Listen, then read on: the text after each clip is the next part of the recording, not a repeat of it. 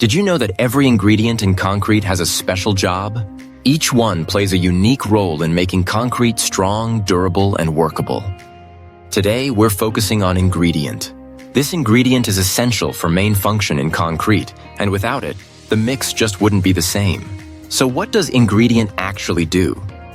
If it's cement, it provides strength and binds all the materials together. If it's water, it ensures workability and enables the hydration process. If it's aggregate, it gives volume and reduces shrinkage. And if it's an admixture, it can improve flow, boost durability, or even accelerate setting. Each function is crucial for the final quality of concrete. Let's take a closer look. Here's ingredient in its raw form, maybe as a powder, sand, or stone. Watch as it's mixed with other ingredients, transforming into a solid, reliable material. See how it interacts, whether by binding, filling, or reacting. Every ingredient matters.